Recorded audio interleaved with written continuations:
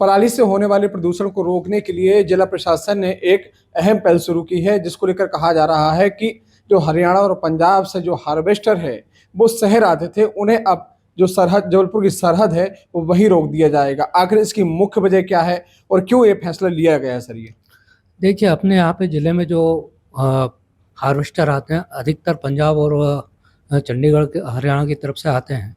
तो जिला प्रशासन ने ये पहल भी करी है कि वहाँ के जो कलेक्टर्स हैं उनको भी पत्र जारी करा, उसका भी पॉजिटिव रिस्पांस आने लगा है वहाँ से भी, इस कलेक्टर्स की तरफ से। और दूसरा, यहाँ पे एक प्रतिबंधात्मक आदेश भी जारी करा है कि यदि कोई हार्वेस्टर जो बिना एसएमएस सिस्टम लगाए आ रहे हैं तो उनको ज़िले के बॉर्डर पे ही रोक दिया जाएगा, उनको ज़िले में प्रवेश नहीं दिया जाएगा। आखिर इसका मुख्य कारण क्यों सर ये फैसला लेना पड़ा? देखिए, कारण ये है कि यदि केवल हार्वेस्टर से कटाई होती है तो पराली बची रह जाती है और उसमें फिर किसान आग लगाता है। तो आग लगाने की घटना जैसा पिछली बार अपने ज़िले में जो मध्य प्रदेश में सेकंड नंबर पे था, कोशिश ये है कि हमारे ज़िले में ये अब की खरीफ में जो घटना है ये ज़ीरो हो, तो उसी के लिए सारी कवायद की जा रही है और इसके लिए एसडीएम्स और तहसीलदार को भी कलेक्टर महोदय की तरफ से निर्देश जारी किए गए हैं। ऐसा भी कहा जा रहा है कि अगर कुछ शर्तों के साथ उनको शहर में आने की अनुमति होगी। आखिर वो शर्तें क्या है कुछ? शर्तें यही है कि उसमें स्टाफ मैनेजमेंट सिस्टम लगा रहेगा, जिससे कि किसान को भूस यानी जो नरवाई है वो जो नीचे से कटेगी और उसका भूसा बन जाएगा और खेत में फैल जाएगा, तो जिससे किसी भी तरह का आग लगाने की किसान को ज़रूरत नहीं है।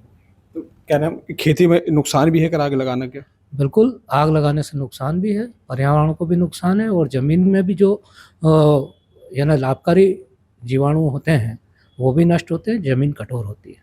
तो ये थे कृषि अधिकारी एसके निगम का साफ कहना है कि कहीं न कहीं आग लगाने से प्रदूषण ही फैलता है और कहीं न कहीं खेती भी नष्ट होती है। हमारे साथ रवि आमवंशी जी भी मौजूद हैं, सहायक विस्तार अधिकारी। सर, आग लगाने से किस तरह का नुकसान होता है और किसानों से क्या क्यों ये जो क्योंकि प्रशासन लगातार हर बार अपील करता है, इसके बावजूद भी जो आग लगाने की जो घटनाएँ होती हैं खेतों पे, पराली जलाने की, ये कब नहीं होती हैं? ये जैसे कि साहब ने कहा, उप संचालक कृषि निगम सर ने, कि पराली जलाने से हमारी ज़मीन के सूक्ष्म पोषक तत्व, सूक्ष्म जीवाणु ये सारे नष्ट होते जा रहे हैं और ज़मीन में बार-बार हम लगातार 3 सीज़न तक आग लगाते हैं। अभी जैसे कि मक्का लगा है, उसको अभी इकट्ठा करके उस पे भी आग लगा देते हैं। धान को कटने के बाद आग लगा देते हैं, गेहूँ को कटने के बाद आग लगा देते हैं, फिर उड़द मूँग कटने के बाद उसका ढेर इकट्ठा करके उसमें आग लगा देते हैं। साल में अगर एक ही खेत पे हम 4-4 बार आग लगाएँगे तो हमारी मिट्टी कब तक उपजाऊ रहेगी? वो एक तरीके से पकते-पकते ईंट के भट्टे की तरह बनते जा रही है। जिस तरीके से हम अगर ईंट को तोड़ के कितना ही बारीक कर लें, उसमें हम फसल लगाने की कोशिश करें, उसमें पौधा लगाने की कोशिश करें, तो पौधा बिल्कुल उगेगा नहीं और उगेगा भी तो वो फल-फूल नहीं देगा। इसी तरह का अगर मिट्टी में हम लगातार आग लगाते रहेंगे तो वो ईंट बन जाएगी, ईंट के भट्टे की तरह कठोर होते जाएगी और हमारी उपजाऊ क्षमता कम होती जाएगी मिट्टी की। इसीलिए हम बार-बार किसानों से निवेदन करते हैं, अपील करते हैं कि वो हमारे अपने खेतों पे पराली ना जलाएँ और उसका भूसे का सदुपयोग करें। क्योंकि इसकी कहीं न कहीं सैटेलाइट के सिस्टम से भी इसकी नज़र रखी जा रही है और आप लोगों ने बीते वर्ष की बात करें तो जो एफआईआर हैं, उसमें कुछ एफआईआर भी दर्ज की थी। किस तरह से ये तो?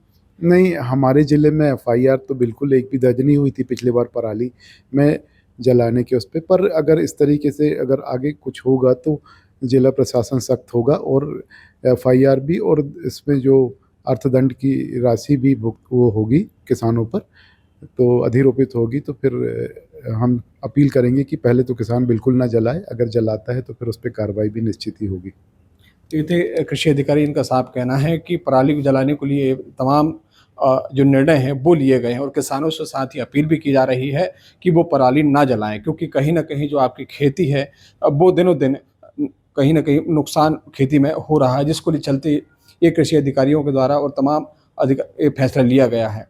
शिव चौबे, टीवी 9 भारतवर्ष, जबलपुर, मध्य प्रदेश।